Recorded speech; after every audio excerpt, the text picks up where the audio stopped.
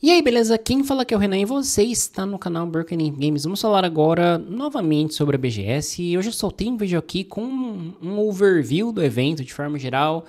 E eu queria fazer outro vídeo pra gente falar só dos jogos que eu pude testar lá e que eu achei mais interessante.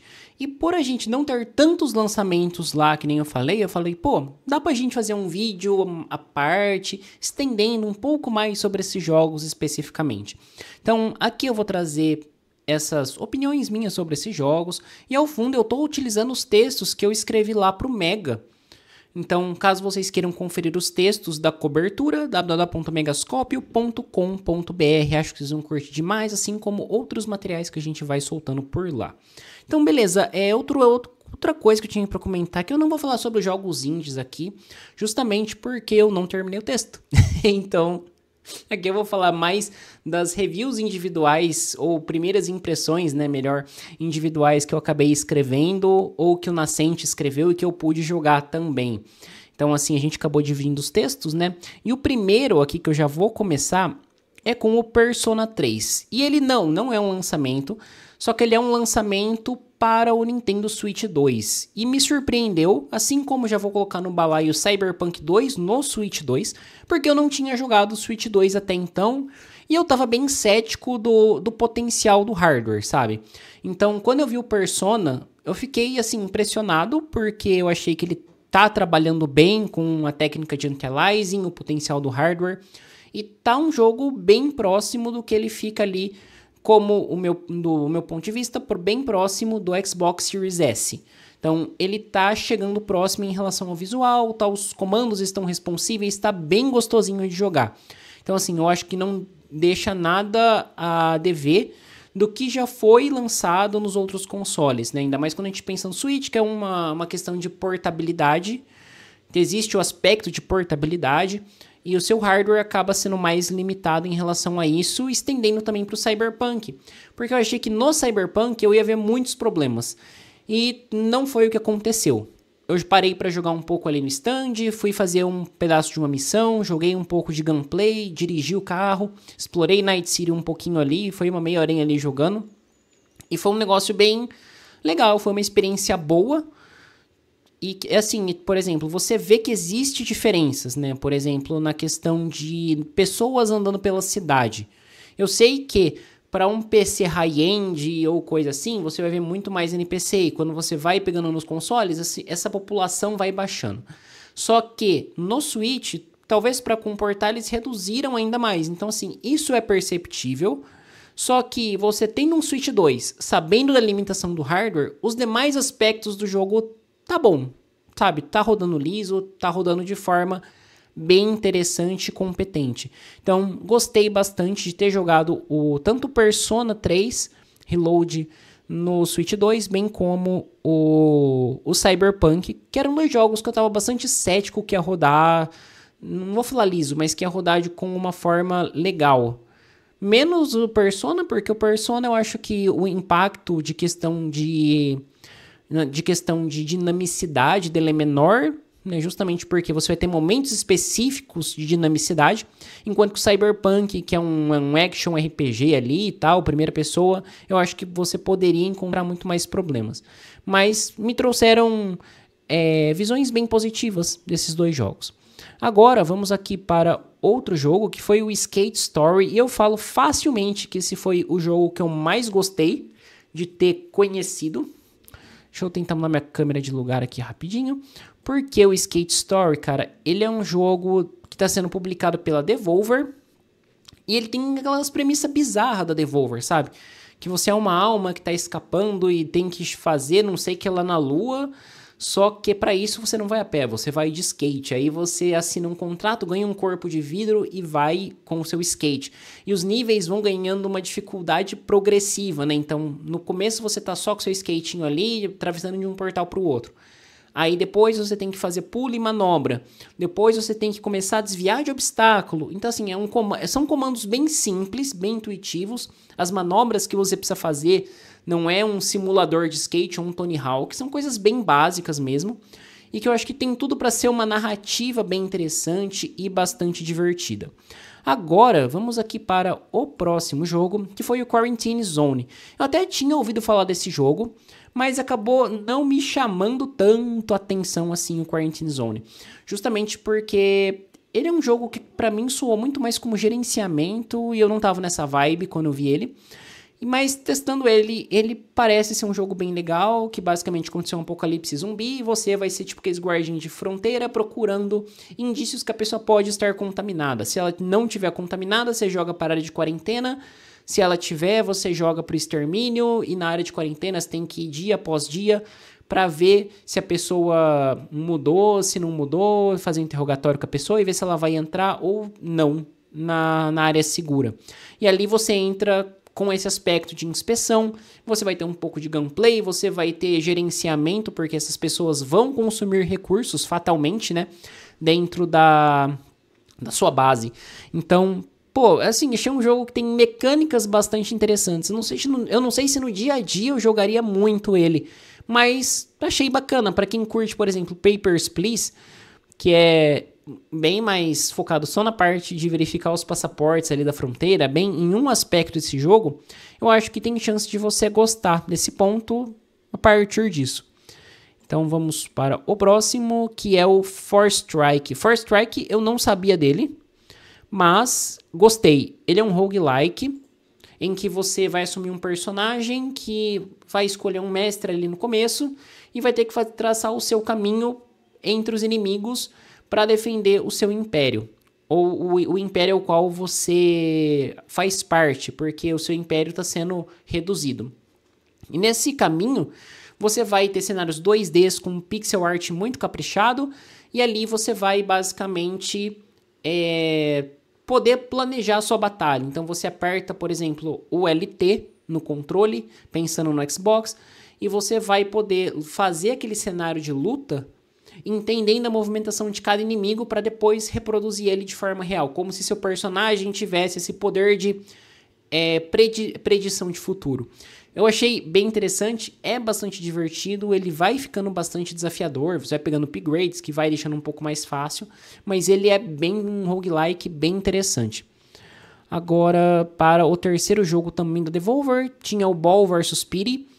Ele é um jogo que vai estar disponível no Game Pass, e se não me engano ele vai ser lançado no dia 17, no dia 15 de outubro. Muito provavelmente quando esse vídeo estiver saindo o jogo não foi lançado ainda, mas no dia 15 de outubro ele vai ser lançado. E ele é um jogo que ele tem eu não sei definir ele. Ele tem gerenciamento, é um roguelite, não é um roguelike, ele é um roguelite e também é pinball. É isso.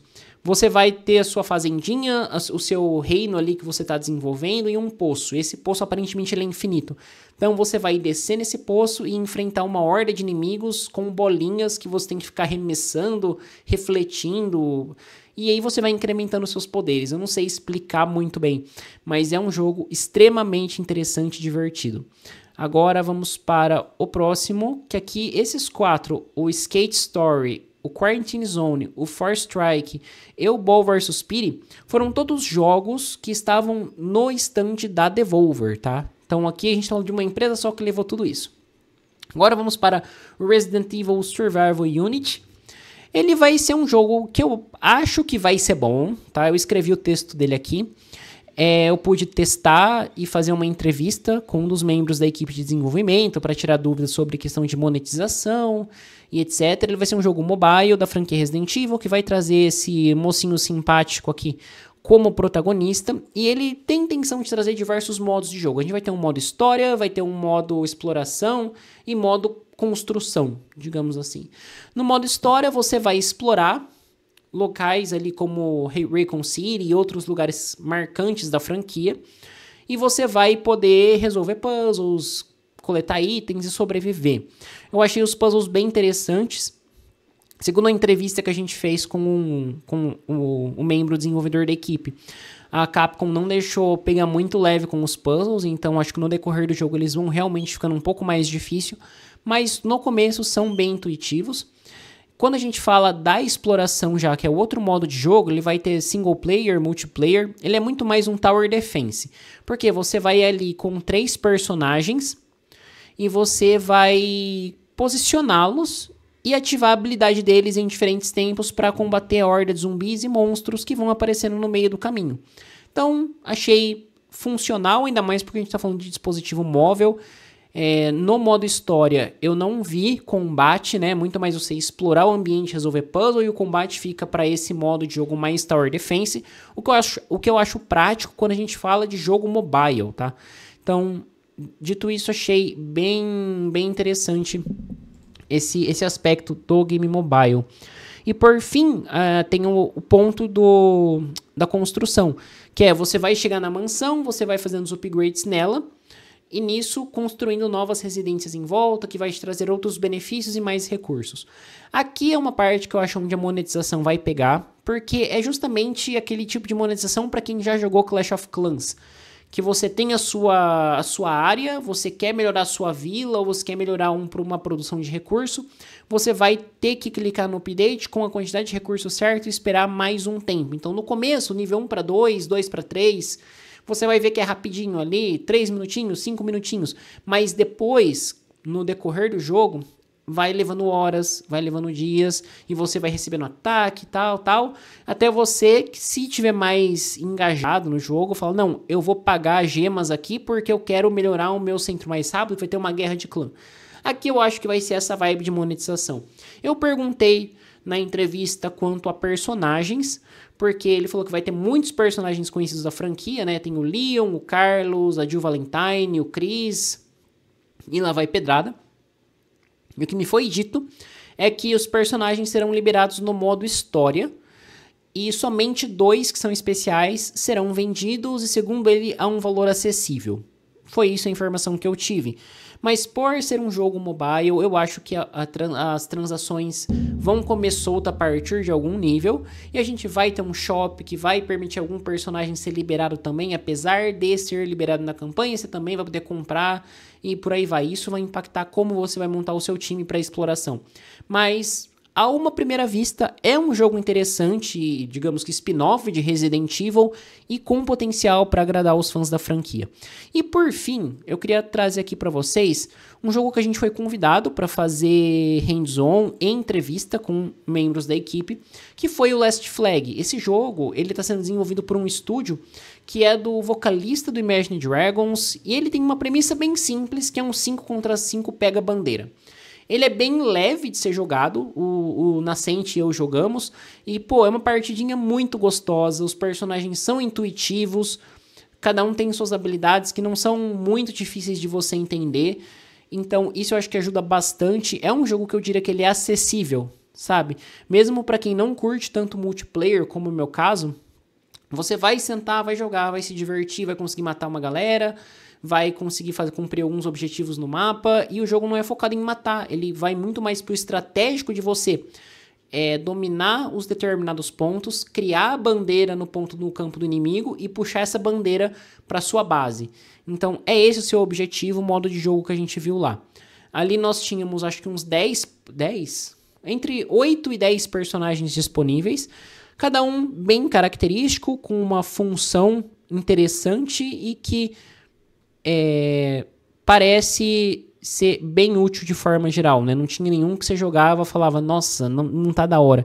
Você podia trocar o personagem no meio da partida e tal, então achei bem divertido o Last Flag. Então aqui a gente tem uma print que foi publicada lá na matéria, que foi escrita pelo Nascente, personagens e tal. Então, no geral, eu fiquei com uma perspectiva bem positiva desse jogo. A um primeiro momento, ele está previsto para sair somente para PC, mas pelo que a gente conversou na entrevista, também tem o objetivo de chegar para os consoles. Mas bom, gente, é isso aí, vou ficando por aqui, espero que vocês tenham curtido, se inscreva no canal, ative o sininho, dê um joinha que ajuda bastante na divulgação e vocês não perdem nenhum vídeo que for sendo publicado por aqui. Nos comentários fala aí pra mim se você foi na BGS, qual foi sua experiência, conta aí que essa troca de ideias vai ser bastante interessante, lembrando que sugestões para futuras temáticas são sempre muito bem-vindas. Bom, é isso aí, muito obrigado e até a próxima.